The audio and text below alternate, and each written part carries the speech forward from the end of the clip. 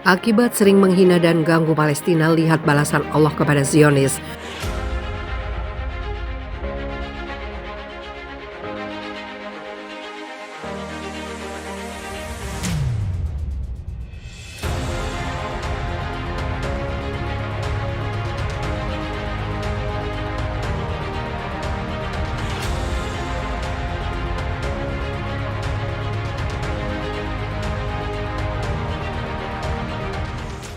Balasan yang sangat besar untuk Israel belum tiba hari ini atau esok hari. Namun tahukah Anda jika selama ini ternyata Allah sudah menjanjikan hal yang sangat nyata bagi kaum Zionis, yaitu kemusnahannya dan kehancurannya yang akan tiba. Berpuaslah menyerang yang lemah, karena tidak lama lagi bangsamu sendiri akan kalah. Di antara dalil yang jelas dan petunjuk mulia yang ada dalam Al-Quran ialah penyingkapan jalan orang-orang yang gemar melakukan dosa dan penjelasan terhadap orang yang dibenci lagi sesat, supaya kaum mukminin mengetahuinya. Kemudian mereka menjauhinya dan tersingkap bagi mereka keadaannya. Kemudian mereka menjaga diri darinya, jelas bagi mereka musuh mereka, kemudian memperingatkan manusia darinya. Telah datang dalam Al-Quran berupa dalil dan petunjuk yang jelas bahwasanya orang yang paling licik tipu dayanya terhadap kaum mukminin, paling besar permusuhannya, paling kotor makar dan kebenciannya ialah orang-orang Yahudi.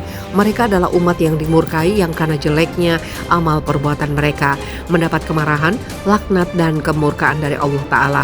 Maka mereka adalah umat yang terlaknat lagi dimurkai karena kejelekan yang mengakar pada diri mereka, kekejian yang bertumpuk-tumpuk, kerusakan yang besar. Orang-orang Yahudi memiliki hati yang keras, dan Allah mensifati mereka dalam Al-Quran bahwasanya kemudian setelah itu hatimu menjadi keras seperti batu, bahkan lebih keras lagi. Quran surat Al-Baqarah ayat 74. Sementara itu Perdana Menteri Palestina Mohammed Istaye menyerukan permintaan kepada dunia yang tengah sibuk membantu Ukraina melawan invasi Rusia.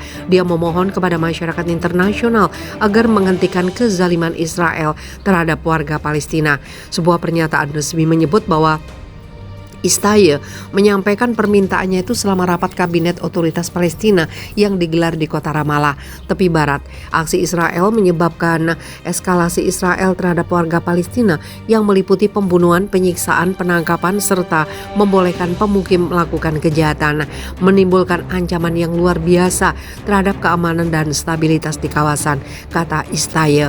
Dia meminta masyarakat internasional agar menyetop serangan sekaligus mengakhiri pelanggaran ekstremis Israel terhadap kesucian Masjid Al-Aqsa, apalagi mengingat persiapan mereka untuk menyerbu masjid selama bulan suci Ramadan. Komplek Masjid Al-Aqsa merupakan situs suci bagi kaum muslim, juga kaum Yahudi, yang menyebut komplek itu sebagai Bukit Bait Suci. Israel mengizinkan para pemukim membawa senjata dan membunuh warga Palestina hanya karena mereka tersangka, katanya di sidang kabinet. Istaye meminta tanggung jawab penuh Israel atas konsekuensi serius yang disebabkan eskalasi ini.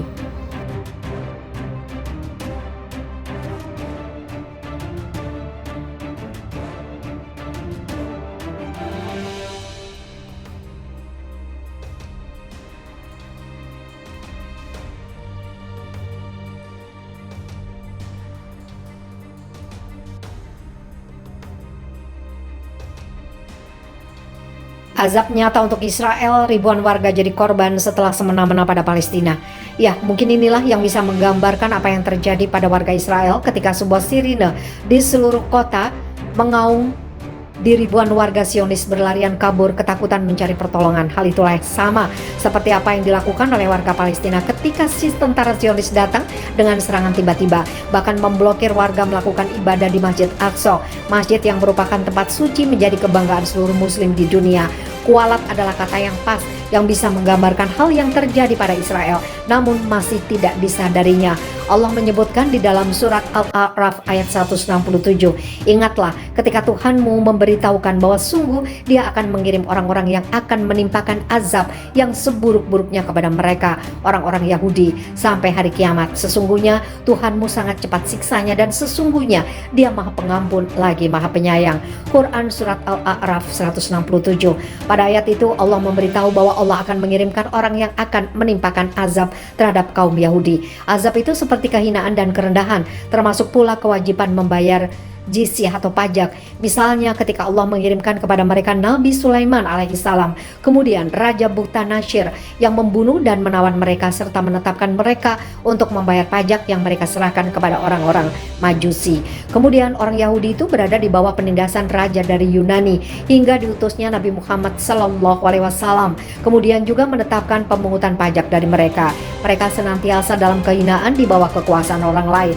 Musafir menyebut kata ta'azzana adalah berwazah tafa'ala, merupakan kata kerja dari al-zaunu yang berarti memberitahu. Ada juga yang memaknai sebagai memerintahkan.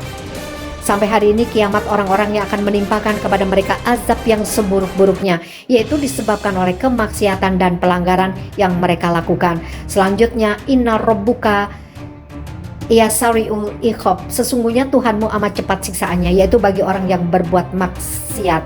Wa innahu laghafurur rahim, sesungguhnya dia adalah maha pengampun lagi maha penyayang bagi orang-orang yang bertaubat. Oleh karena itu Allah banyak menyandingkan antara targhib, pembangkit harapan, dan tarhib, pembangkit rasa takut, agar jiwa manusia tetap berada di antara rasa berharap dan rasa takut. Kalaupun sekarang justru mereka orang Yahudi yang menindas orang Palestina, baik dari kalangan muslimin maupun Kristiani, mereka juga bahkan merampas harta kaum muslimin. Itu bukan karena kekuatan mereka, tapi lebih pada kelemahan umat Islam yang kurang kompak, bersatu dan berjamaah.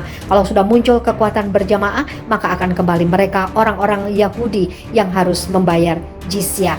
Patut kita renungkan. Dan telah kami tetapkan terhadap Bani Israel dalam kitab itu, sesungguhnya kamu akan membuat kerusakan di muka bumi ini 2 kali, pasti kamu akan menyombongkan diri dengan kesombongan yang besar. Maka apabila datang saat hukuman bagi kejahatan pertama dan kedua, kami datangkan kepadamu hamba kami yang mempunyai kekuatan yang besar.